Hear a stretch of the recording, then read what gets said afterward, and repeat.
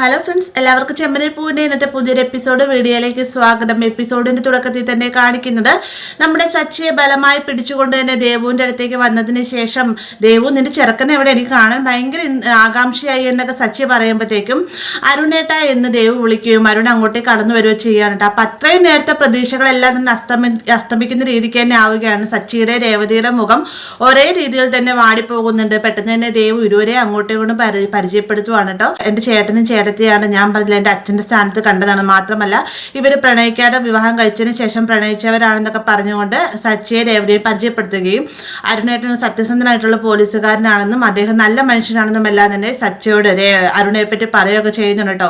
എന്നാൽ ഇതിൽ നിന്ന് തന്നെ സച്ചിയും അരുണും പരസ്പരം കേൾക്കുന്നില്ല. രണ്ടുപേരും കോർക്കുവാൻ പാകത്തിനാണ് ദേഷ്യപ്പെട്ട് തന്നെ പരസ്പരം മുഖത്തോട് മുഖം നോക്കി നിൽക്കുന്ന കാണുമ്പോൾ തന്നെ ദേവു പറയുന്നുണ്ട്, ഇതെന്താ ആരും ഒന്നും മിണ്ടാത്തത് എന്ന് ചോദിക്കുന്ന കൂട്ടത്തിൽ തന്നെ പറയുന്നുണ്ടാവും, ഞാൻ പറയാൻ മറന്നുപോയി, അരുണേട്ടന് ഇഷ്ടമല്ലാത്ത ഏതൊരു റൗഡി ഇവിടെ വന്നിട്ടുണ്ടെന്നാണ് പറഞ്ഞത്. അതുകൊണ്ട് തന്നെ നമുക്ക് മറ്റൊരിടത്തേക്ക് മാറുന്ന ഇതേക്കുറിച്ച് സംസാരിക്കാം എന്നൊക്കെ പറയുമ്പോഴത്തേക്കും സച്ചിയുടെ മുഖം വേഗം മാറുന്നുണ്ട്. സച്ചി വേഗം തന്നെ ദേഷ്യപ്പെട്ട് അവിടെ നിന്ന് പോവുകയും ചെയ്യാൻ കേട്ടോ. വേഗം തന്നെ ദേവു എന്താ സച്ചിന് എന്താ പറ്റിയതെന്ന് ചോദിക്കുന്ന സമയത്താണ് ഇദ്ദേഹം പറഞ്ഞിരുന്നില്ല അദ്ദേഹത്തിന് ഇഷ്ടമല്ലാത്ത ഒരു റൗഡി ഇവിടെ വന്നുവെന്ന്.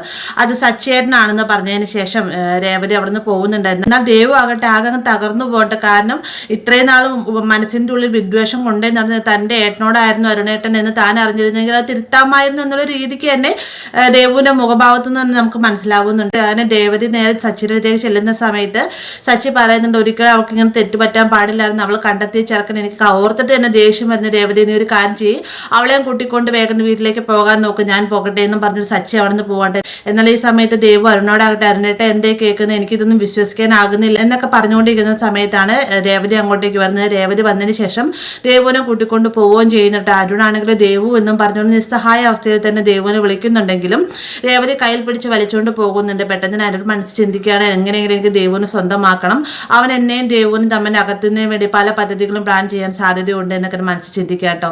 ഇതേ സമയം തന്നെ സച്ചി അവിടെ നേരെ ചെല്ലുന്നത് ലക്ഷ്മിയുടെ അടുത്തേക്കാണ്. ആ ഒരു സമയത്ത് അവിടെ ശരത്തും ഉണ്ടാവും.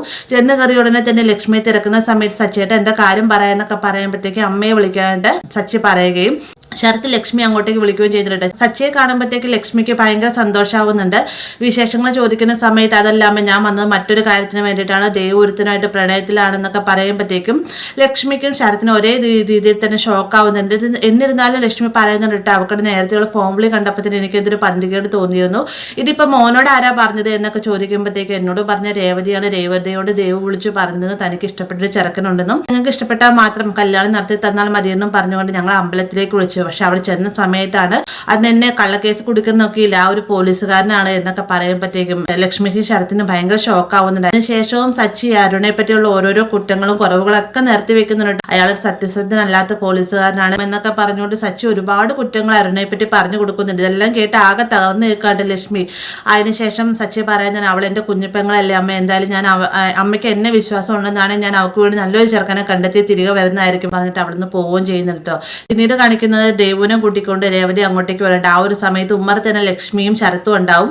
ദേവുവിനെ കാണുമ്പോൾ തന്നെ ലക്ഷ്മി ഒരുപാട് തല്ലുന്നുണ്ട്. അതിന് ശേഷം രേവതി കാര്യം തിരക്കുന്ന സമയത്താണ് സച്ചേട്ടൻ ഇവിടെ വന്നിരുന്നുവെന്നും ദേവുവിന്റെ പ്രണയത്തെ പറ്റി ഇവിടെ പറഞ്ഞിരുന്നു എന്നൊക്കെ ശരത്ത് പറയുമ്പോഴത്തേക്ക് രേവതി പറയുന്നത്, പ്രണയിക്കുന്നതിന് വലിയ തെറ്റാണെന്ന് നമുക്ക് തോന്നുന്നുണ്ടോ എന്നൊക്കെ ചോദിക്കുമ്പോഴത്തേക്കും പ്രണയിക്കുന്ന തെറ്റല്ല, പക്ഷെ പ്രണയിക്കാൻ കണ്ടുപിടിച്ചവനാണ് തെറ്റ് എന്നൊക്കെ പറഞ്ഞതിന് ശേഷം പറയുന്നുണ്ട്, നിങ്ങളുടെ അച്ഛൻ മരിച്ചതിന് ശേഷം 2 പെൺമക്കളുള്ളതുകൊണ്ട് നിങ്ങളെ ചിറകിൻ്റെ അടിയിലാണ് ഞാൻ വളർത്തിയത്, എൻ്റെ ജീവിതം വരെ ഞാൻ നിങ്ങൾക്ക് വേണ്ടി മാറ്റിവെച്ചു, എന്നിട്ടും എന്നോട് ഇവളിങ്ങനെ ചെയ്തില്ല, എന്നോട് അവൾ കള്ളത്തരം കാണിച്ചു എന്നൊക്കെ പറഞ്ഞു ലക്ഷ്മി ഒരുപാട് കരയുന്നുണ്ട്. ദേവുവാണെങ്കിൽ ആകെ തകർന്നങ്ങ് നിൽക്കുവാണ്. മാത്രമല്ല സച്ചിയാണ് ഈ ഒരു കാര്യം വന്ന് പറഞ്ഞതെന്ന് പറയുമ്പോൾ അതിലേറെ തകർച്ചയാവണം. കാരണം ഒരിക്കലും ഇനി സച്ചിയുടെ ഈ ഒരു വിവാഹത്തിന് സമ്മതിക്കുകയില്ല എന്നുള്ള കാര്യം ദേവുവിന് ആ ഒരു സമയത്ത് തന്നെ വ്യക്തമാവുന്നുണ്ട്. പെട്ടെന്ന് തന്നെ രേവതി പറയുന്നത്, അമ്മയാണ് ഇവൾ ഇന്നോ ഇന്നലെ കണ്ടത്, ഇവര് വർഷങ്ങൾ പ്രണയിച്ചതിന് ശേഷം പരസ്പരം മനസ്സിലാക്കിയിട്ടാണ് ഇവര് വിവാഹം കഴിക്കാൻ തീരുമാനിച്ചതെന്നൊക്കെ പറയുമ്പോൾ നീ മിണ്ടത്, നീ ഇത്രയും നാളും അറിഞ്ഞിട്ട് നീയും കൂടെ എന്നെ ചേർന്ന് പറ്റിക്കുകയല്ലായിരുന്നു എന്നൊക്കെ പറഞ്ഞുകൊണ്ട് ലക്ഷ്മി രേവതിനെയും വഴക്ക് പറയുന്നുണ്ട്.